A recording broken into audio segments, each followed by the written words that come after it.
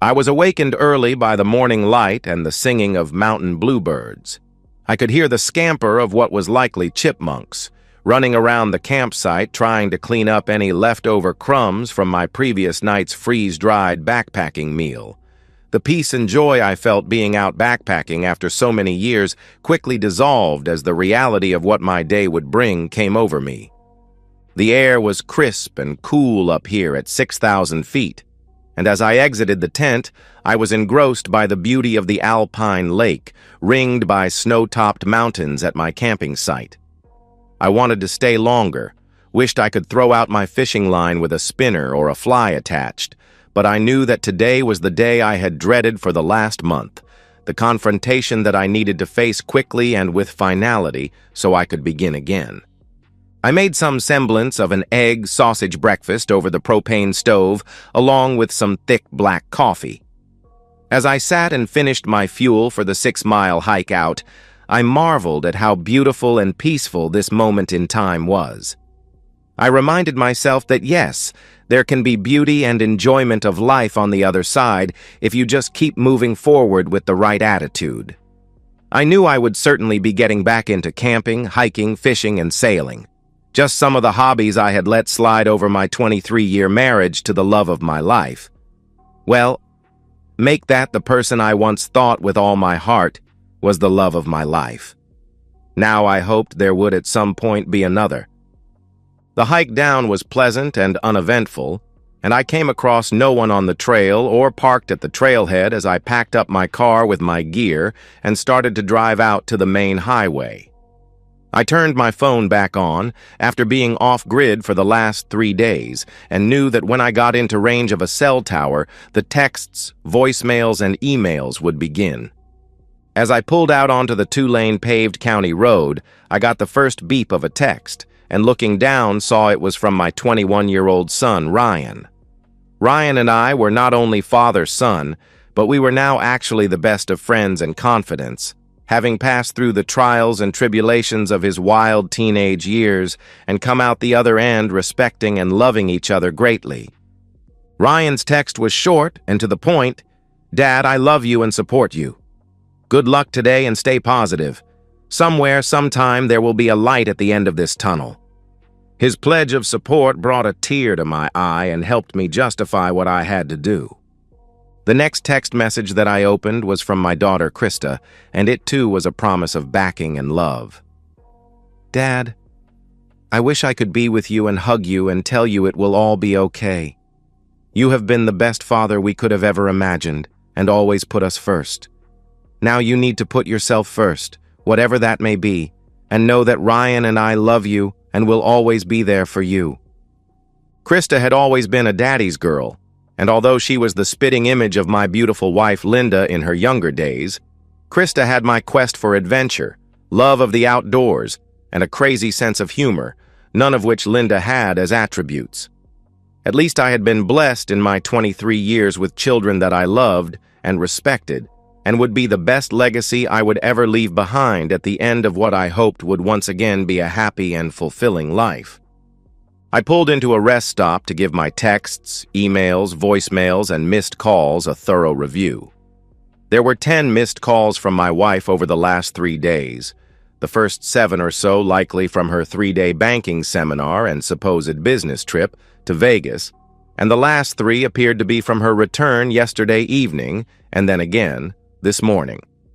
I could imagine how angry she was when I wasn't at the airport to pick her up and when I didn't return any of her calls or texts.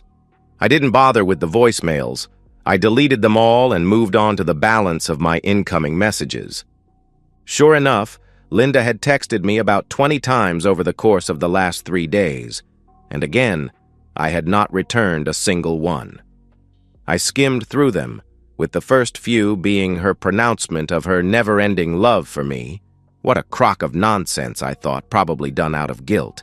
And the last several being venomous, dripping with indignation at me for not responding to her, not picking up her calls, and leaving her waiting at the airport for over an hour before she finally figured I wasn't coming. The last text from her was simply a WTH Jack, all in capital letters. How our relationship had changed in the last month, although from her standpoint, I don't think she even realized how the spark of love in me that had burned eternally for her was ever so slowly being extinguished. I really couldn't understand this. Had she grown that far apart from me over her last treacherous 4 months? Had she really lost all conscious thought about me, my feelings, and the pain in my eyes that I was amazed she couldn't see? Had she that easily forgotten about her kids, our family, and the loving life we had shared for so long? That was perhaps more depressing than her affair. Linda was still beautiful at the age of 44 and had incredible curves, shapely legs, pert and firm breasts, and knew how to work her body for whatever the occasion was, be it flirting at a social event or playing the role of the rising star banking professional in the trust department of U.S. Commerce Bank. I had always been proud to be seen with her, and I enjoyed the way men would stare at her as we walked by, barely able to contain their lust and take their eyes off of her. Knowing that she was mine, and she and I were entwined forever, gave me a huge rush of self-esteem and ego as we passed the onlookers' admiring glances. I told her how beautiful and desirable she was, but she would always counter that she was getting old, and she just didn't feel as young, vibrant, and beautiful as she once was. I could tell this bothered her, and I would try to assure her that her light was getting brighter, not dimmer, but she would just disregard my compliments by saying, "You just have to say that 'cause you are my husband and you love me." Perhaps the why for all of her lies and deceit was buried in those feelings of fleeting and lost youth, but I was pretty sure I would never know. Maybe she wouldn't either. Whatever the reason, her younger boss, John Monroe, had somehow become the new light of her life, at least in a sexual way, if not in a boring but dependable best friend way, which I was now evidently relegated to. Although to me we had even passed beyond being friends, but again Linda never noticed it. John Monroe was wealthy as the vice president of the trust division, and he was lean, tall, and so self-confident that I found him obnoxious the few times I met him. But Linda thought he was the epitome of a great leader. At least that was what she used to say when we used to discuss her work life and him. But that abruptly stopped 4 months ago also. Looking back, I now assumed that was the start of her affair, the beginning of the end of 23 years together.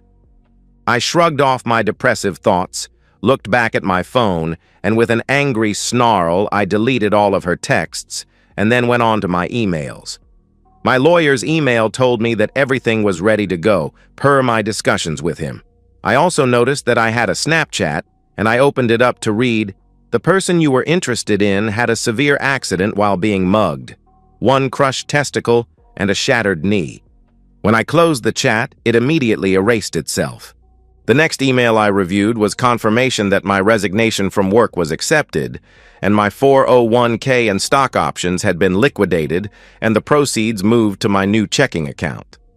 I was flush, at least for a few years, although the tax bite would hurt. But I really didn't care. I needed to leave.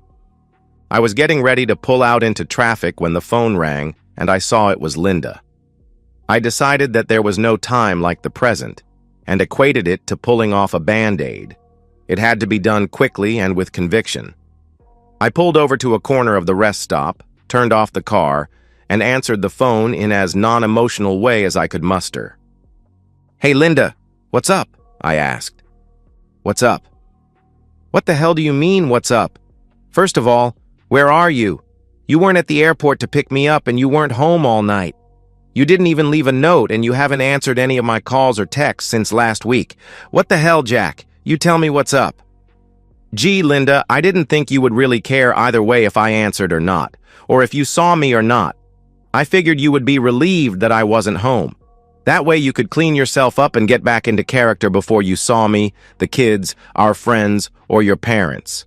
Isn't that how you make your double life work?" "What? Why would you say that, Jack? I don't even understand that. What double life? You know I have to travel for work. And by the way, why aren't the kids answering any of my calls or texts? And where is our king mattress from the master bedroom? I had to sleep in the guest bedroom last night. Jack, what the hell is going on, and where the hell are you, and why did you leave me stranded at the airport? I feel like I am in the Twilight Zone and nothing is making sense. Linda, you are in a type of Twilight Zone that you chose to put yourself and our whole family into. Linda's anger and aggressive verbal onslaught was trailing off as her confidence must have started to sink and her worst fears started to surface. What? What the hell does that mean, Jack? Where are you and what's going on? It doesn't matter where I am or where I'm going, but I'm out of town, Linda, and I've been too busy the last week to answer your texts and calls.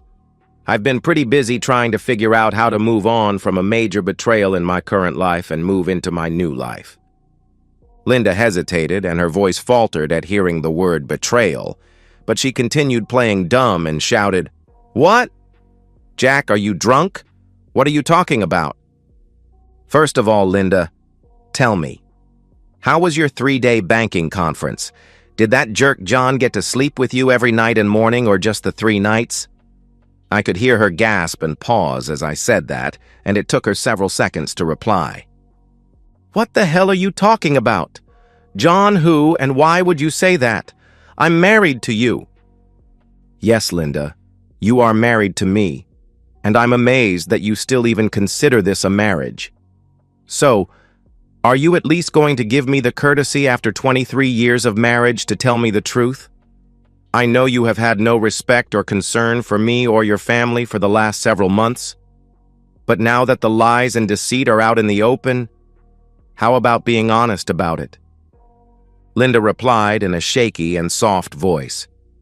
Jack, I don't know what you are imagining, but you are wrong. I only love you. There is nothing going on with John Monroe and me. Oh, well, at least you now admitted to knowing which John we are talking about. For a moment there, I thought there was more than one John. Linda, tell me truthfully, did you think you would never get caught, or did you just not care? Were you working up to tell me that you wanted a divorce and loved someone else? It would have been so much easier for everybody if you had just had the courage to let us know before lying and cheating behind our backs. Jack, Linda shouted, and I could hear the catch in her voice as she started crying. Don't even mention the word divorce. Please believe me, I only love you. Please come home so we can talk about this. Nothing is going on. How could you think otherwise? Apparently, Linda was convinced that I had no proof and was bluffing, so she was going to keep up this charade. So, I guess that means you never slept with Monroe in our bedroom on our now missing king-sized mattress? No, of course not. What the hell are you talking about? Linda, hold the line for just 1 minute, will you?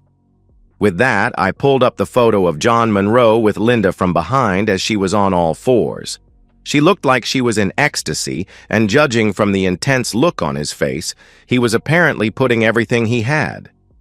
This was one of many photos and videos I had from the button camera hidden in plain sight inside the dresser clock that I had bought a month ago when I was alerted to her affair. I texted the photo to Linda and hopped back onto the call. Linda, pull up the photo I just sent you. Are you telling me that isn't my loving wife being intimately engaged in my master bedroom, on my king-sized mattress with no protection, by her boss? I could hear her drop the phone and cry out in agony. Oh God, no, Jack. Please. It was a mistake. It only happened once. It didn't mean anything. It was just a fling.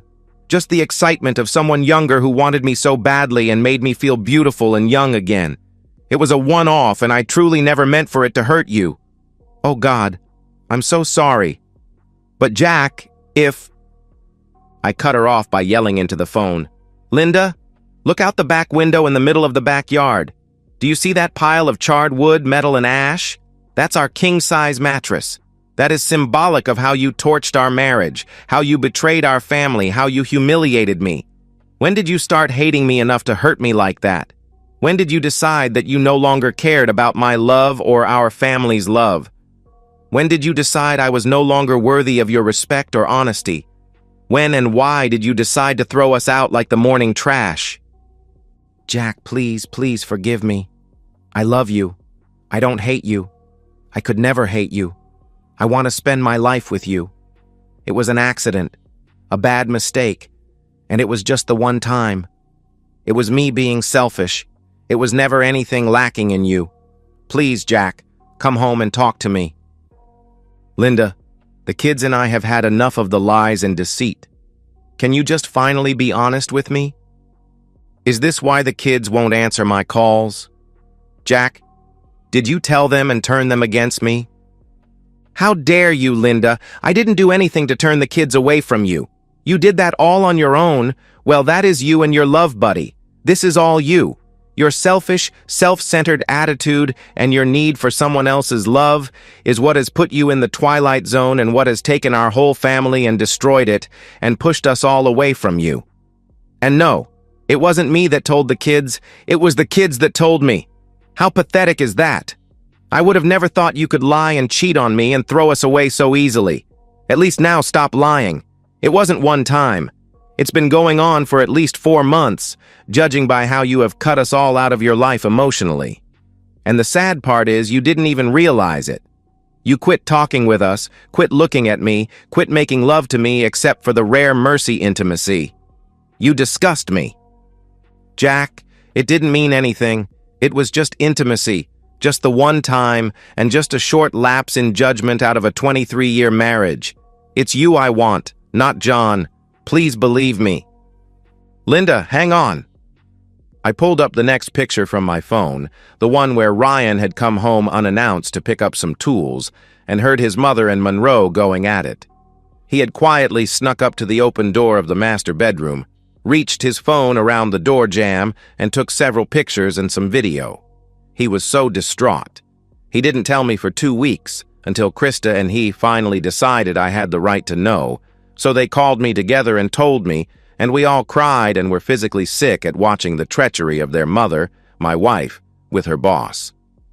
That was what prompted me to buy the spy camera. I texted that photo to Linda, too. Linda, open your phone again.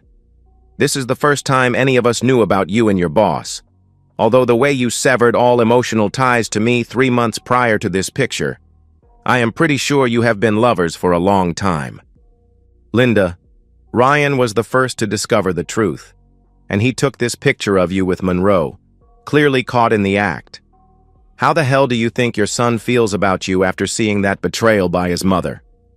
Do you think that might have pushed him away, and that you might have lost his respect, and that of Krista's, when they looked at these photos and tried to decide whether or not to tell me about your cheating behavior? Do you think you have an ounce of credibility or respect from them now? Do you know how painful it was for them to tell me that you were a cheating woman, and how hard it was to hear them cry their eyes out as they watched you shred our marriage and destroy our family?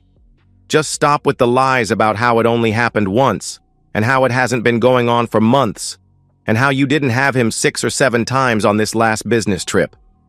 I'm hanging up at your next lie. No, Jack, please let me explain. I could hear Linda bawling her lungs out, and I imagined her crumpled on the floor as she was finally understanding what her lies and betrayal had done to hurt her family and herself. Oh God, Jack, I'm so sorry. Please, you have to forgive me. I went insane, but it is over now. It was just cheap intimacy, and it felt so exciting to be wanted and to be sneaking around in an illicit affair. I felt young and desirable again. But there was no love, and I didn't ever want to hurt you. But I don't know how I couldn't see that I was. I didn't even realize how I had pulled away from you and the kids, and I'm ashamed to say that it's just now that I am waking up and I see myself as some other person in a horror movie or nightmare, and I hate myself for it because I love you and them and our life together. Oh, dear Jack, please come home so I can make this right. I need to make us a family again. Linda, there is no us. We are done. You can't possibly believe you really loved me after the hurt and mental damage you have done to me. You've shown that you don't respect me and don't care about anyone other than yourself, and between your lies and deceit, I can never trust you again. Everything we had before is now tainted and suspect. Did you have intimacy with him for the last several years or the last 4 months? How many other men have there been, Linda? Do I need to do DNA testing on my kids? Don't bother to answer because I won't believe whatever you say. For sure I need to do STD testing. There is nothing left for you and me. You've hurt me like no one else ever has and ever will, and I could have never imagined the person I loved and bet my life on would throw me away like a piece of trash. But you have. Maybe the kids will find their way back to you eventually, but I for goddamn sure never will. Jack, please don't say it. I'll do anything. I'll go to counseling. You can go sleep with other women. Please don't leave me. I have been living with the guilt and wanted to stop and would have. I would have always come back to you. This was just a meaningless fling. Oh God, please forgive me. I'm so sorry. Linda, save your breath. I don't believe a word you are saying, and at this point, I just don't give a damn about you and your lies anymore. Now listen to me carefully, because this is what's happening. On Monday, you will be served divorce papers at the bank. God, no, Jack, please don't divorce me. Please. Linda, listen to me. Your boss's wife by now has received copies of the videos and pictures that I have of your sleazy affair from the several times you have been with him in our bedroom. So likely you and John Monroe will either be ending your relationship, or perhaps you will be stuck with each other when his wife and I both dump your cheating backs. Jack, please tell me you didn't do that. He has a wife and 2 kids. Why are you going to ruin them? Wow, Linda, you just don't get it. I'm not ruining them. You and John Monroe ruined them. Your cheap affair didn't just ruin my life, your life, and the life of our kids, but it's also going to ruin his wife and his kids. Are you proud of yourself? You've had a hand in destroying the lives of 8 people. Lucky for you that you're such a selfish woman that you probably don't care. With that assault of cutting comments, her sobs exploded, and I could hear her hyperventilating through the phone. But I wasn't done yet. Your boss will be served with a civil suit for alienation of affection, although the process server might have to find what hospital he is in. Evidently, he had a piece of bad luck. Wrong place, wrong time. I heard from a friend that Monroe was mugged in the parking lot at the airport and ended up in the hospital with a crushed testicle and a shattered knee. So hard to say when he will be in shape to give you his magical love again. Stop it, Jack. Stop being so cruel. I don't care about him. I just want you. Please don't do this to us. Listen up, Linda. Again, there is no us. Hard to say if your boss and you will have jobs by the end of next week, because I also sent these pictures to the president and board members of U.S. Commerce Bank, along with an alienation of affection and a sexual harassment suit. If they want to settle, I'll try and make sure you stay employed, but I'll demand that they fire him for cause. No, Jack number. Do you hate me so much? Linda, you are the one who showed your hatred for me by your betrayal, the lies and the disrespect. You took my love for you that I cherished and ripped it out of my soul. I'm just trying to reclaim some self-respect before our lives separate and we go in different directions. At this point, Linda was crying so heavily and uttering screams of disbelief and denial that I wasn't sure she could listen to me anymore. I was losing my pent-up anger and was feeling pain and remorse for what I was putting her through because I knew I still loved her, even as I knew I also hated her. It was a very unsettling bunch of emotions ripping at my soul, but overall, I was determined that I would have my revenge and that I would mortally wound her for what she had done to me. Linda, we are almost done. Try and concentrate on these next few items. I have taken the $125,000 we had in savings and used $25,000 to prepay the next 2 years of Krista's college. I'll help her out in the future, but for now, this is what I can afford. I am leaving you the house. I signed the deed over to your name, and the equity is about $100,000 if you sell it now.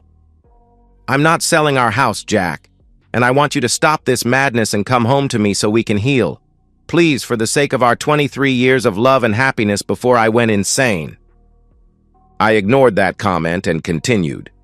Linda, if you sign the divorce, you keep the house and all of its contents. I keep the $100,000 that is left of our savings, and we are done. If you don't want to sign the divorce or fight it, I don't care. I won't be around for you to argue with. Do what you will. It doesn't matter to me. We are almost done, Linda. there are just a few other things I need to tell you. If you look around the house, you will notice I moved out. I've taken what I want, and anything that is left you can do with as you choose. I took our family vacation pictures. I left the wedding photo albums to you. Save them, burn them, I don't care. I left my wedding ring on our dresser. You can melt it down or flush it down the toilet like you did with our marriage. Ryan is coming over to pick up some of my fishing and hunting gear that he wants, and he prefers to come by when you are not there. So don't be alarmed if you notice someone's been in the house. He doesn't want to see you. Krista is coming over to clean out any of the possessions of hers that she wants. She doesn't plan on ever living there again. She also would like to come by when you are gone, so don't be surprised if you see her room emptied out. The last thing you should know is that I also texted the pictures of you and your lover to your parents, my parents, and all of our contacts in both of our email databases, so you might want to work on what story you want to tell them all. I'll be damned if I'll be the bad guy in this failed marriage.